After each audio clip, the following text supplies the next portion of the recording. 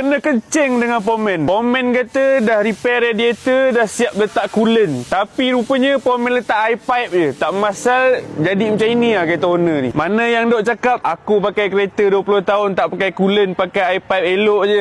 Kau punya elok kau tengok ni bang. Ini water pump. Water pump kereta ni dia pakai air pipe je. Pasalnya pomen dia kencing dia. Pomen dia kata dia dah letak coolant, dah servis radiator apa semua. Pakai kereta dalam 3 tahun bang. Kau tengok ni water pump jadi macam ini. Hos radiator jahanam berkarat, hancur, pecah semua. Radiator dia berkarat sampai tahap ini Tak pasal-pasal owner kena sidai tengah-tengah panas, temperature naik kau-kau punya. Air pipe ni bang, dia tak ada anti karat. Coolant dia ada anti karat. Itu yang bila radiator pakai air pipe boleh jadi berkarat macam itu. Bila radiator punya sistem dah berkarat, memang hos-hos tu akan senang bocor. Jadi kepada owner-owner kereta, tolong hati-hati. Kalau korang pergi bengkel, korang repair radiator kan, ataupun tukar coolant ke kan, kalau pomen kata okey bang, kita orang dah buat radiator bang, dah tukar coolant apa semua, korang check dulu betul-betul. Check kat mana? Sini. Korang tengok sendiri, pergi dekat spare tank. Spare tank ni punyalah senang macam ini je rupa dia. Korang tengok ni, korang buka je spare tank ni mai sini, tengok dalam dia. Korang boleh nampak tak yang dekat tepi tu ada warna merah kan?